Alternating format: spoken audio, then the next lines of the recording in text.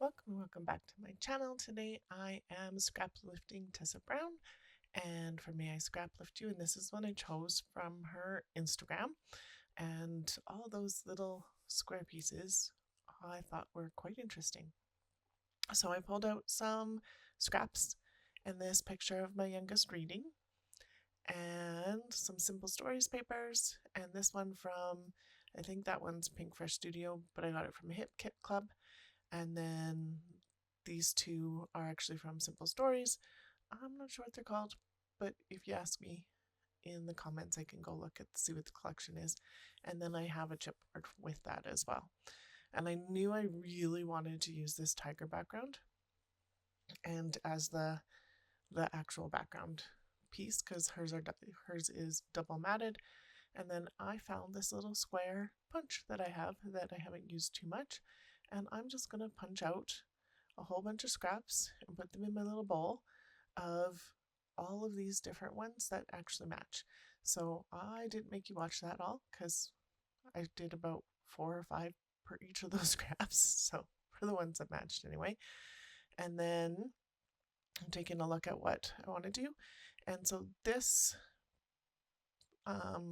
stripy bit I wanted to use for what Tisa has as her photo mat. Her photo mat is a black and white print, but I thought this was a little bit more in the line of what I wanted to do with my page. So, and it brings a pop of color to all that blue, and I just really like that. So I'm just trying to figure out how much of this tiger that I want to show, and I want to show about 1 inch on all sides. So that means my blue cardstock here has to be a 10 by 10 to get that inch all the way around. And so I like the way that sits.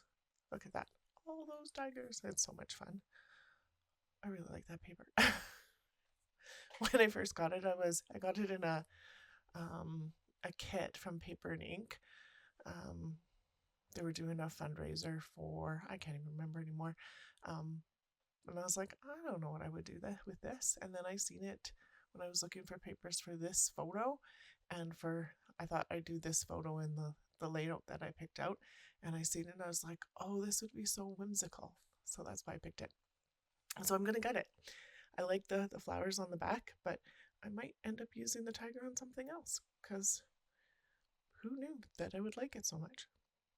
Not me. But so I'm just cutting out, I'm putting my paper at 10 inches on my trimmer and cutting from 2 to 10, and then that takes out about an 8 by 8 piece, and then that gives enough to glue the blue piece down, but I still get to see and quite a bit of that border, and it still gives me a good piece left over to play with, because it is cute.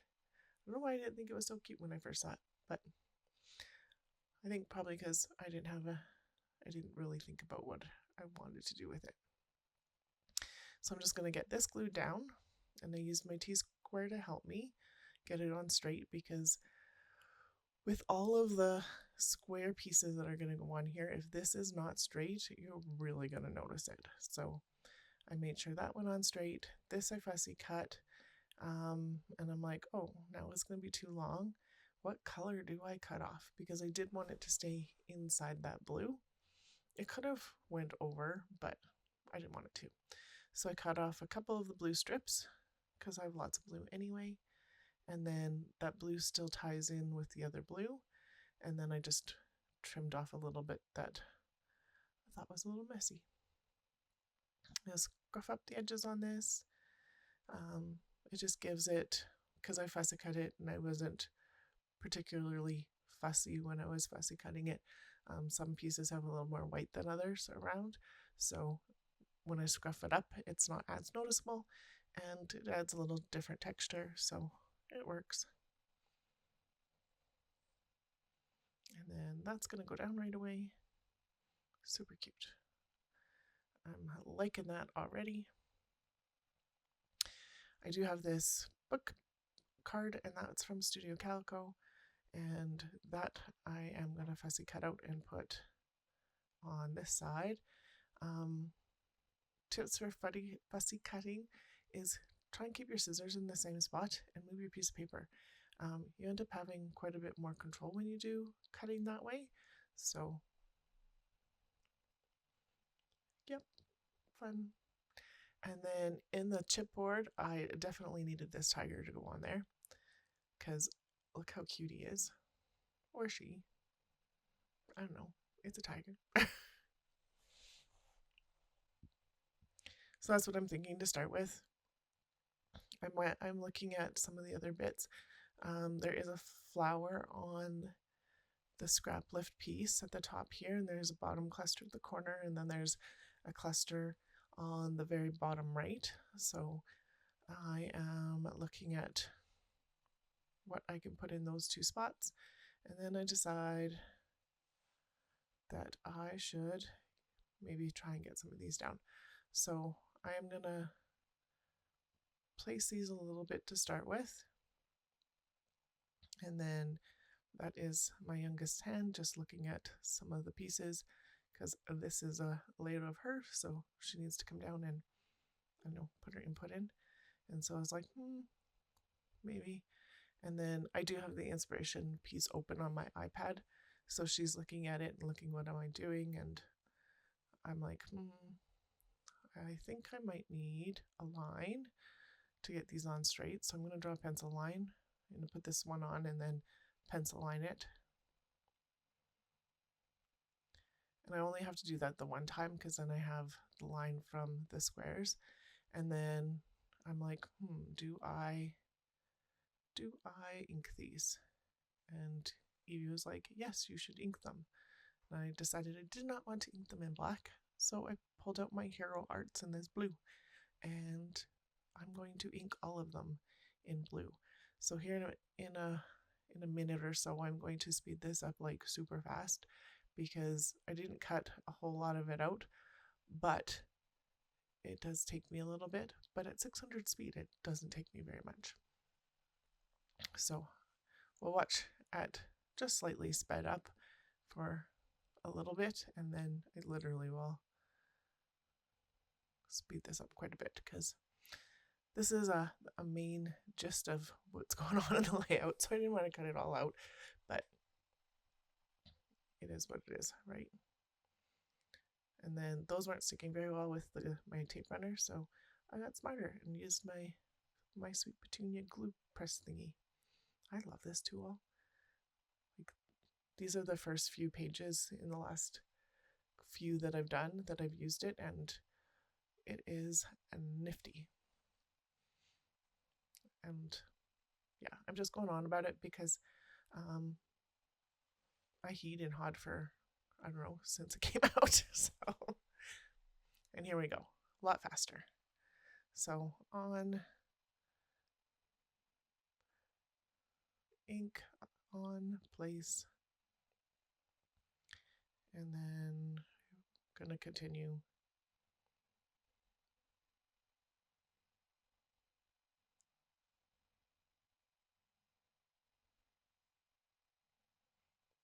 And did ink up a few to start with. And then 1, 2.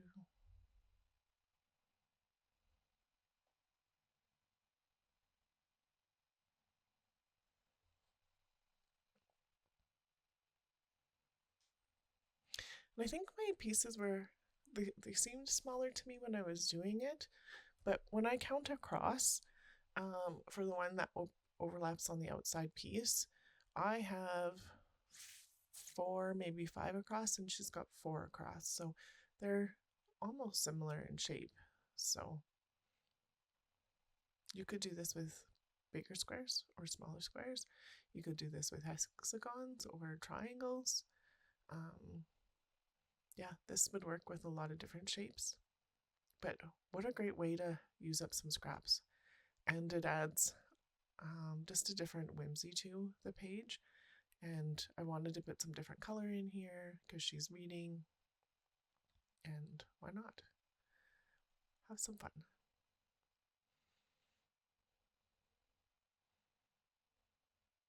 I'm trying to put not stripes by stripes and not polka dots by polka dots, but ends up being a little tougher, but I think for the most part I do it.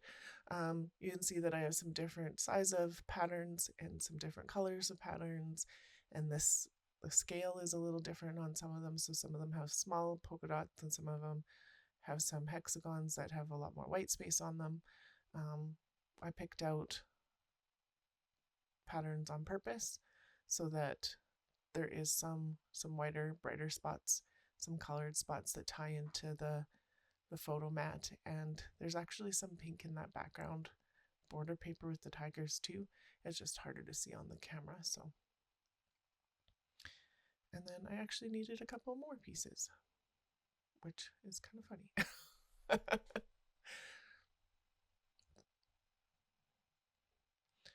And then, so some of those I put down and haven't glued yet, but I decided I needed to figure out where the bottom of my photo was going to go and get that matted because of where the squares go based on where the photo is. So I did trim the photo down because there was a lot of extra in there that wasn't needed.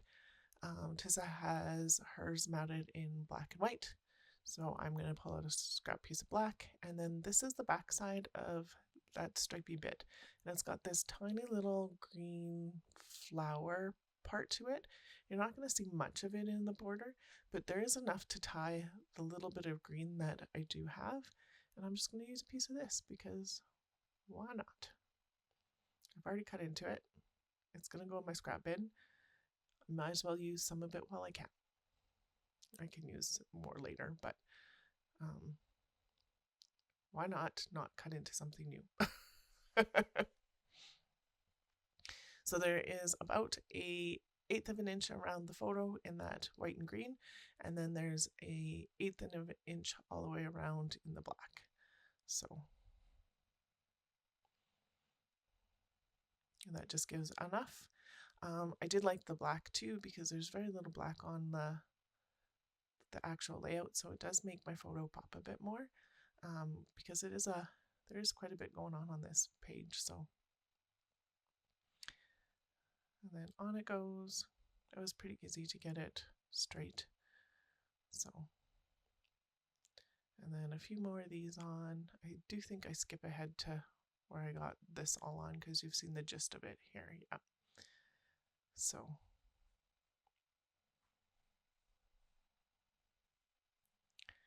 and then just getting some other ones in. So she does have some poking out of the photo mat block on this, on the left side there. So I'm gonna line this up as best as I can. My diamond squares are not completely straight, but yeah, kind of get there. And then that piece didn't have a full square, but it works because it's going to be tucked. And then I can move this book piece up just a little bit, and then the tiger actually nestles around the photo really nice. And then this is going to go underneath. The stamp I'm not going to use.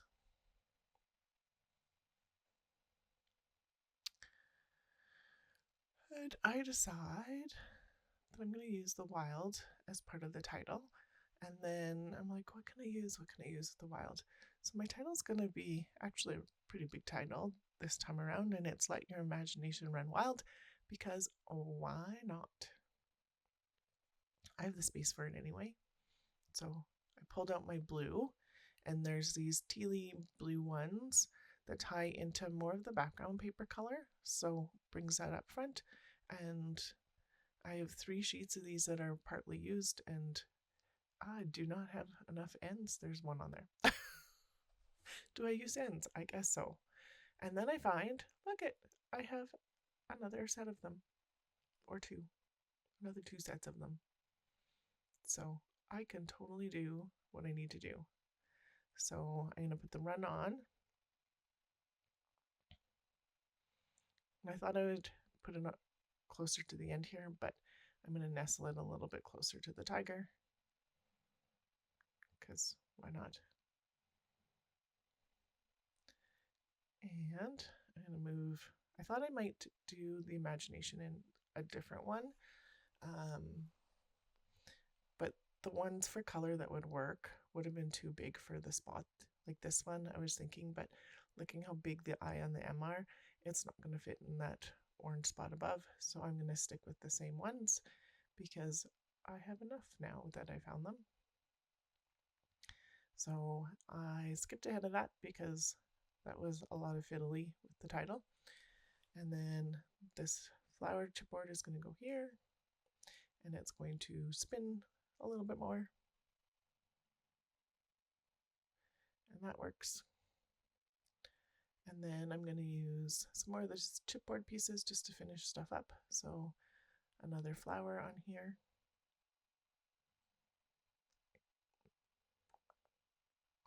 And I'm going to take some of those little flowers, and then I noticed that there was a couple I still didn't glue down. It happens.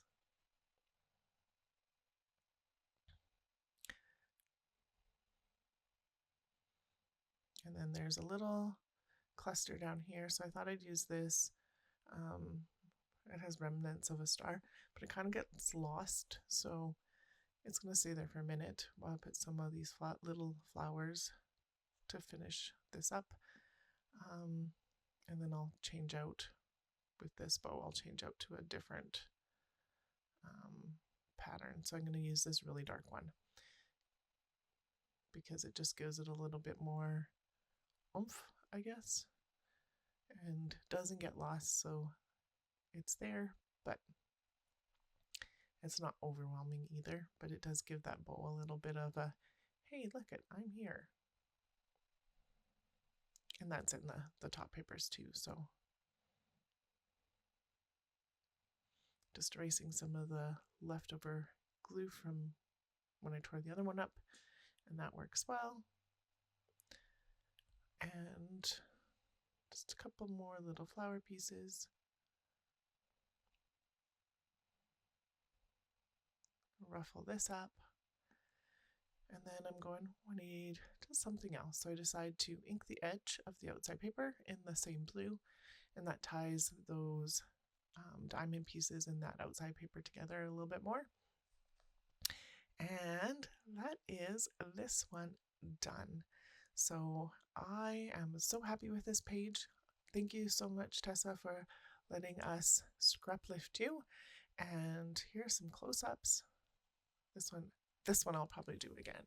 It was a lot of work with those punches, but what a great way to use up some of your scraps, and it does give such a pretty feel to the page. So you can find Tisa Browne's information all in my description below. There is a link to the playlist below too. Thank you so much for watching. Hope you have a wonderful day. Make sure you like and subscribe. Thanks. Bye.